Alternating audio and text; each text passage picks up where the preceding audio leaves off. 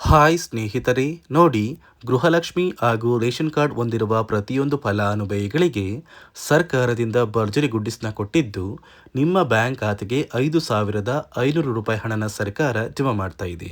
ಹೌದು ವೀಕ್ಷಕರೇ, ಗೃಹಲಕ್ಷ್ಮಿ ಯೋಜನೆಯ ಪ್ರತಿಯೊಂದು ಫಲಾನುಭವಿಗಳಿಗೆ ಸರ್ಕಾರ 4,000 ಹಣನ ಜಮಾ ಮಾಡ್ತಾ ಇದೆ. ಅಂದರೆ 2,000 ಹಣ ಬದಲು 4,000 ಹಣನ ನಿಮ್ಮ ಬ್ಯಾಂಕ್ ಖಾತೆಗೆ ಜಮಾ ಮಾಡ್ತಾ ಇದ್ದು, ನಾಳೆ ಸೋಮವಾರ ಜನವರಿ 26ರಂದು ಕರ್ನಾಟಕದ 29 ಜಿಲ್ಲೆಗಳ ಪ್ರತಿಯೊಂದು ಫಲಾನುಭವಿಗಳಿಗೆ ಈ 4,000 ಹಣ ಬರ್ತಾ ಇದೆ.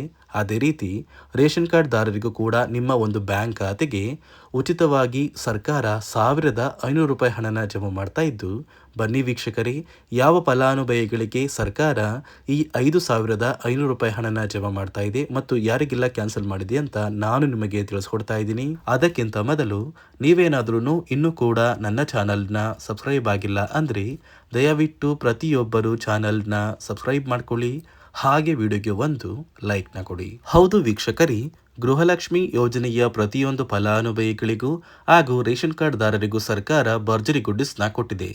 ಈ ಹಿಂದೆ ಸರ್ಕಾರ ಸಂಕ್ರಾಂತಿ ಹಬ್ಬದ ಸಮಯದಲ್ಲಿ ಗೃಹಲಕ್ಷ್ಮಿ ಹಣನ ಜಮಾ ಮಾಡಿತ್ತು. ಆದರೆ ಇನ್ನೂ ಕೂಡ ಸಾಕಷ್ಟು ಫಲಾನುಭವಿಗಳು ನಮ್ಮ ಬ್ಯಾಂಕ್ ಖಾತೆಗೆ ಗೃಹಲಕ್ಷ್ಮಿ ಹಣ ಬಂದಿಲ್ಲ ಅಂತ ಕಮೆಂಟ್ನ ಮಾಡ್ತಾ ಇದ್ರಿ. ಇದೀಗ ನಿಮ್ಮ ಬ್ಯಾಂಕ್ ಖಾತೆಗೆ ಕೊನೆಗೂ ಸರ್ಕಾರ 4,000 ಹಣನ ಒಟ್ಟಿಗೆ ಜಮಾ ಮಾಡ್ತಾ ಇದೆ. ಅಂದರೆ ನಿಮ್ಮ ಬ್ಯಾಂಕ್ ಖಾತೆಗೆ 2 ತಿಂಗಳ 4,000 ಹಣ ಬರ್ತಾ ಇದೆ. ನವೆಂಬರ್ ತಿಂಗಳ 26ನೇ ಕಂತು ಹಾಗೂ ಡಿಸೆಂಬರ್ ತಿಂಗಳ 27ನೇ ಕಂತು, ಒಟ್ಟು 2 ತಿಂಗಳ 4,000 ಹಣನ ನಿಮ್ಮ ಬ್ಯಾಂಕ್ ಖಾತೆಗೆ ಸರ್ಕಾರ ಜನವರಿ 26 ಸೋಮವಾರದಿಂದ ಕರ್ನಾಟಕದ 29 ಜಿಲ್ಲೆಗಳಿಗೆ ಜಮಾ ಮಾಡ್ತಾ ಇದೆ. ಅದೇ ರೀತಿ ರೇಷನ್ ಕಾರ್ಡ್ ಹೊಂದಿರುವ ಒಂದು ಕಾರ್ಡ್ದಾರರಿಗೆ ನಿಮ್ಮ ಬ್ಯಾಂಕ್ ಖಾತೆಗೆ 1,500 ರೂಪಾಯಿ ಹಣನ ಸರ್ಕಾರ ಕೊಡ್ತಾರೆ ಅಂತ ಒಂದು ಮಾಹಿತಿ ಕೂಡ ಬರ್ತಾ ಇದೆ. ಹಾಗಾದ್ರೆ ನಿಮ್ಮ ಬ್ಯಾಂಕ್ ಖಾತೆಗೆ ಈ ಒಂದು ಹಣ ಬರೋದು ನಿಜಾನಾ? ನೋಡಿ ವೀಕ್ಷಕರೇ, ಸರ್ಕಾರದಿಂದ ಬಂದಿರುವ ಮಾಹಿತಿಯ ಪ್ರಕಾರ ಪ್ರತಿಯೊಂದು ರೇಷನ್ ಕಾರ್ಡ್ದಾರರಿಗೆ ಸರ್ಕಾರ 1,500 ರೂಪಾಯಿ ಬೆಲೆ ಬಾಳುವಂತಹ ಒಂದು ಆಹಾರ ಪದಾರ್ಥಗಳನ್ನ ಕೊಡ್ತಾ ಇದ್ದಾರೆ. ಅಂದರೆ 5 ರೀತಿಯ ಆಹಾರ ಪದಾರ್ಥಗಳನ್ನ ನಿಮ್ಮ ಒಂದು ರೇಷನ್ ಕಾರ್ಡ್ಗೆ ಉಚಿತವಾಗಿ ಕೊಡ್ತಾ ಇದ್ದು, ಇನ್ನು ಮುಂದೆ ಪ್ರತಿ ತಿಂಗಳು ಸರ್ಕಾರ ಈ ಆಹಾರ ಪದಾರ್ಥಗಳನ್ನ ಕೊಡುತ್ತೆ. ಅಡುಗೆ ಎಣ್ಣೆ, ತೊಗರಿಬೇಳೆ, ಸಕ್ಕರೆ, ಉಪ್ಪು, ರಾಗಿ ಮತ್ತು ಗೋಧಿ, ಈ 5 ರೀತಿಯ ಆಹಾರ ಪದಾರ್ಥಗಳು ಇನ್ನು ಮುಂದೆ ಪ್ರತಿ ತಿಂಗಳು ಉಚಿತವಾಗಿ ಸಿಗ್ತಾ ಇದ್ದು, ಫೆಬ್ರವರಿ ತಿಂಗಳಿಂದ ಪ್ರತಿಯೊಬ್ಬರೂ ಈ ಸೌಲಭ್ಯಗಳನ್ನ ಪಡ್ಕೋತೀರಾ. ಅದೇ ರೀತಿ ನೀವು ಗೃಹಲಕ್ಷ್ಮಿ ಯೋಜನೆಯ 4,000 ಹಣ ಅಂದರೆ 2 ತಿಂಗಳ ಹಣನ ಪಡಿಬೇಕು ಅಂದರೆ ಸರ್ಕಾರ ಕೆಲವು ಹೊಸ ನಿಯಮಗಳನ್ನ ಜಾರಿಗೆ ತಂದಿದ್ದು, ಹಣಕಾಸು ಇಲಾಖೆ ಕಡ್ಡಾಯವಾಗಿ ಈ ನಿಯಮಗಳನ್ನ ಪಾಲಿಸಬೇಕು ಅಂತ ಆದೇಶನ ಕೂಡ ಕೊಟ್ಟಿದೆ. ಒಂದು ವೇಳೆ ಯಾರೆಲ್ಲ ಫಲಾನುಭವಿಗಳು ಈ ನಿಯಮಗಳನ್ನ ಪಾಲಿಸಿಲ್ಲ ಅಂತಹ ಫಲಾನುಭವಿಗಳಿಗೆ ಗೃಹಲಕ್ಷ್ಮಿ ಹಣ ಇನ್ನು ಮುಂದೆ ಕ್ಯಾನ್ಸಲ್ ಆಗುತ್ತೆ. ಹಾಗಾದರೆ ಬನ್ನಿ ಸ್ನೇಹಿತರೆ, ಸರ್ಕಾರ ಜಾರಿಗೆ ತಂದಿರುವ ಆ ನಿಯಮಗಳು ಏನು ಮತ್ತು ಯಾವ ಫಲಾನುಭವಿಗಳಿಗೆ ಹಣ ಜಮಾ ಆಗ್ತಾ ಇದ್ದು ಯಾವ ಫಲಾನುಭವಿಗಳಿಗೆ ಕ್ಯಾನ್ಸಲ್ ಆಗ್ತಾ ಇದೆ ಅಂತ ನಾನು ನಿಮಗೆ ತಿಳಿಸ್ಕೊಡ್ತಾ ಇದ್ದೀನಿ.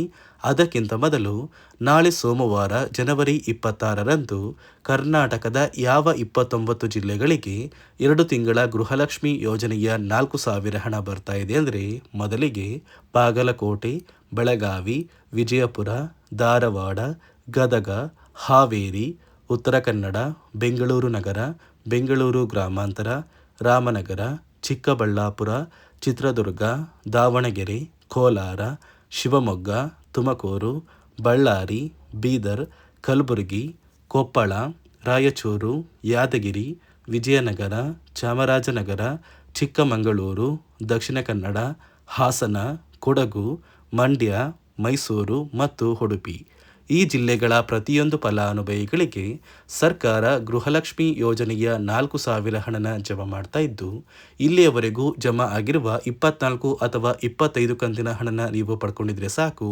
ಆದಷ್ಟು ಬೇಗ ಕೆಲವೇ ದಿನಗಳಲ್ಲಿ ಈ ಗೃಹಲಕ್ಷ್ಮಿ ಯೋಜನೆಯ 4,000 ಹಣ ನಿಮ್ಮ ಬ್ಯಾಂಕ್ ಖಾತೆಗೆ ಜಮಾ ಆಗಲಿದೆ. ನೋಡಿ ಸ್ನೇಹಿತರೆ, ಈ ಬಾರಿ ಸುಮಾರು 1 ಲಕ್ಷಕ್ಕಿಂತ ಅಧಿಕ ಫಲಾನುಭವಿಗಳ ಬ್ಯಾಂಕ್ ಖಾತೆಗೆ ಸರ್ಕಾರ ಗೃಹಲಕ್ಷ್ಮಿ ಯೋಜನೆಯ ಹಣನ ಜಮಾ ಮಾಡ್ತಾ ಇಲ್ಲ. ಕಾರಣ ಏನು ಅಂದರೆ, ನಿಮ್ಮ ಬ್ಯಾಂಕ್ ಖಾತೆಗೆ ಡೆಬಿಟ್ ಮೂಲಕ ಹಣ ಜಮಾ ಮಾಡುವಂತಹ ಸಂದರ್ಭದಲ್ಲಿ ಸರ್ಕಾರ ಸಾಕಷ್ಟು ಫಲಾನುಭವಿಗಳ ಒಂದು ಬ್ಯಾಂಕ್ ಖಾತೆಗೆ ಹಣ ಜಮಾ ಮಾಡೋದನ್ನು ಕ್ಯಾನ್ಸಲ್ ಮಾಡಿದೆ. ಯಾಕಂದರೆ ಇತ್ತೀಚೆಗೆ ಹಣಕಾಸು ಇಲಾಖೆ ಜಾರಿಗೆ ತಂದಿರುವ 5 ನಿಯಮಗಳ ಆಧಾರದ ಮೇಲೆ ಪ್ರತಿಯೊಂದು ಫಲಾನುಭವಿಗಳಿಗೆ ಸರ್ಕಾರ ಈ ಒಂದು ಹಣನ ಜಮಾ ಮಾಡ್ತಾ ಇದ್ದು, ಯಾರೆಲ್ಲ ಫಲಾನುಭವಿಗಳು ಈ ನಿಯಮಗಳನ್ನ ಪಾಲಿಸಿಲ್ಲ, ನಿಮ್ಮ ಬ್ಯಾಂಕ್ ಖಾತೆಗೂ ಕೂಡ ಹಣ ಜಮಾ ಆಗೋದಿಲ್ಲ. ಹಾಗಾದರೆ ಬನ್ನಿ ಸ್ನೇಹಿತರೆ, ಸರ್ಕಾರ ಜಾರಿಗೆ ತಂದಿರುವ ಆ 5 ಹೊಸ ನಿಯಮಗಳು ಏನು ಅಂತ ನಾನು ನಿಮಗೆ ತಿಳಿಸ್ಕೊಡ್ತಾ ಇದ್ದೀನಿ. ನೋಡಿ ಸ್ನೇಹಿತರೆ, ಮೊದಲನೆಯ ಒಂದು ನಿಯಮ ಬಂದು, ಸಾಕಷ್ಟು ಫಲಾನುಭವಿಗಳು ಹೊಂದಿರುವಂತಹ ಒಂದು ರೇಷನ್ ಕಾರ್ಡ್ ಏನಿದೆ, ಆ ಒಂದು ರೇಷನ್ ಕಾರ್ಡ್ನ ಮನೆಯ ಸದಸ್ಯರ ಪ್ರತಿಯೊಬ್ಬರ ಒಂದು ಆಧಾರ್ ಕಾರ್ಡ್ನ ನಿಮ್ಮ ರೇಷನ್ ಕಾರ್ಡ್ಗೆ ಕಡ್ಡಾಯವಾಗಿ ಲಿಂಕ್ ಮಾಡಿಸ್ಬೇಕು.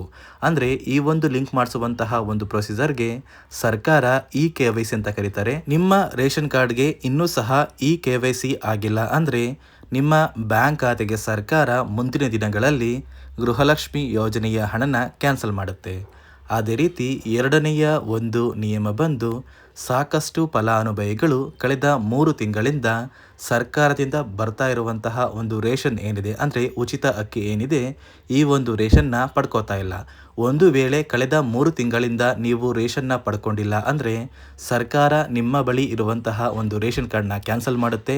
ನಿಮ್ಮ ರೇಷನ್ ಕಾರ್ಡ್ನ ಸರ್ಕಾರ ಕ್ಯಾನ್ಸಲ್ ಮಾಡಿದ್ರೆ ನಿಮ್ಮ ಬ್ಯಾಂಕ್ ಖಾತೆಗೆ ಗೃಹಲಕ್ಷ್ಮಿ ಯೋಜನೆಯ ಹಣ ಇರ್ಬೋದು ಮತ್ತು ಸರ್ಕಾರದಿಂದ ಬರುವಂತಹ ಒಂದು ಸೌಲಭ್ಯಗಳನ್ನ ನೀವು ಕಳ್ಕೋಬೇಕಾಗುತ್ತೆ.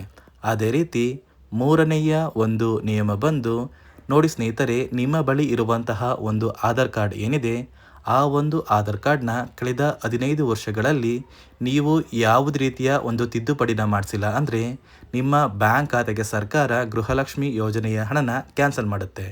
ಯಾಕಂದರೆ ಸರ್ಕಾರದಿಂದ ಬಂದಿರುವಂತಹ ಒಂದು ಆದೇಶದ ಪ್ರಕಾರ ಪ್ರತಿಯೊಂದು ಫಲಾನುಭವಿಗಳು ಕಳೆದ 15 ವರ್ಷಗಳಲ್ಲಿ ಯಾವುದೇ ರೀತಿಯ ಒಂದು ತಿದ್ದುಪಡಿನ ನಿಮ್ಮ ಆಧಾರ್ ಕಾರ್ಡ್ಗೆ ನೀವು ಮಾಡಿಸಿಲ್ಲ ಅಂದರೆ ಕಡ್ಡಾಯವಾಗಿ ಆದಷ್ಟು ಬೇಗ ನಿಮ್ಮ ಆಧಾರ್ ಕಾರ್ಡ್ಗೆ ತಿದ್ದುಪಡಿನ ಮಾಡಿಸಿ.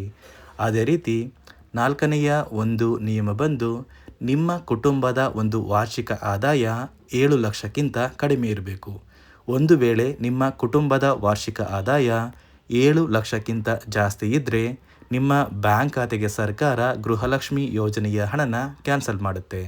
ಅದೇ ರೀತಿ ಐದನೆಯ ಒಂದು ನಿಯಮ ಬಂದು, ನಿಮ್ಮ ಕುಟುಂಬದ ಸದಸ್ಯರು ಅಥವಾ ಗೃಹಲಕ್ಷ್ಮಿ ಯೋಜನೆಯ ಫಲಾನುಭವಿಗಳು ಯಾರು ಕೂಡ ಸರ್ಕಾರಿ ನೌಕರರಾಗಿ ಕಾರ್ಯನಿರ್ವಹಿಸ್ತಾ ಇರಬಾರ್ದು. ಒಂದು ವೇಳೆ ನಿಮ್ಮ ಕುಟುಂಬದಲ್ಲಿ ಯಾರೇ ಆಗಿದ್ರೂ ಸರ್ಕಾರಿ ನೌಕರರಾಗಿ ಕಾರ್ಯನಿರ್ವಹಿಸ್ತಾ ಇದ್ದರೆ ನಿಮ್ಮ ಬ್ಯಾಂಕ್ ಖಾತೆಗೆ ಗೃಹಲಕ್ಷ್ಮಿ ಯೋಜನೆಯ ಹಣ ಕ್ಯಾನ್ಸಲ್ ಆಗುತ್ತೆ. ಈ 5 ನಿಯಮಗಳ ಆಧಾರದ ಮೇಲೆ ಪ್ರತಿಯೊಂದು ಫಲಾನುಭವಿಗಳಿಗೆ ಸರ್ಕಾರ ಹಣ ಜಮಾ ಮಾಡ್ತಾ ಇದೆ.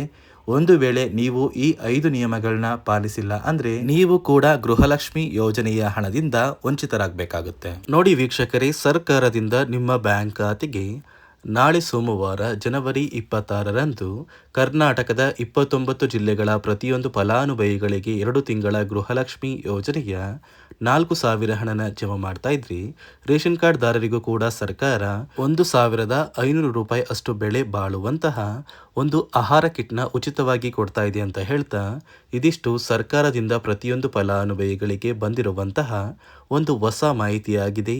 ನಾನು ಕೊಟ್ಟಿರುವಂತಹ ಮಾಹಿತಿ ನಿಮಗೆ ಇಷ್ಟ ಆಗಿದ್ದಲ್ಲಿ ದಯವಿಟ್ಟು ಪ್ರತಿಯೊಬ್ಬರು ನನ್ನ ಚಾನಲ್ನ ಸಬ್ಸ್ಕ್ರೈಬ್ ಮಾಡ್ಕೊಳ್ಳಿ, ಹಾಗೆ ವಿಡಿಯೋಗೆ ಒಂದು ಲೈಕ್ನ ಕೊಡಿ.